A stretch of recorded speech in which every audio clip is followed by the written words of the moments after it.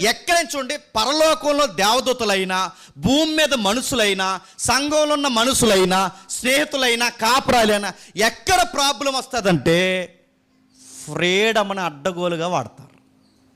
అక్కడ తేడా వస్తుంది, గుర్తుపెట్టుకోండి. అక్కడే ప్రాబ్లం. పిల్లలు తల్లిదండ్రులకి ఎక్కడ వ్యతిరేకమవుతున్నారు? స్వేచ్ఛ. మళ్ళీ అర్థం చెప్పండి. భార్య భర్తను ఎలా కలుగప్పుతుంది? స్వేచ్ఛ. భర్త భార్య కళ్ళు ఎలా కప్పుతున్నాడు? స్వేచ్ఛ.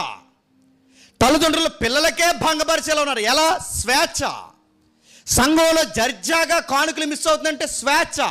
ఇంకా చెప్తున్నాను, పెద్దల్లో సఖ్యత పోతుందంటే ఒకరికి స్వేచ్ఛ. మీరు ఎక్కడైనా చూడండి, స్వేచ్ఛను విచ్చలవిడితనం చేస్తే వస్తుంది ప్రాబ్లం. ఇప్పుడు బాగునండి, ఈ స్వేచ్ఛను దుర్వినియోగపరిచింది ఎవడు? దీన్ని భగ్నం చేసింది ఎవడు? ఇలా చేసింది ఎవరంటే అనేక దేవదూతలు ఉన్నాయి. అందరు దేవదూతలతో పాటు ఈ దేవదూత కూడా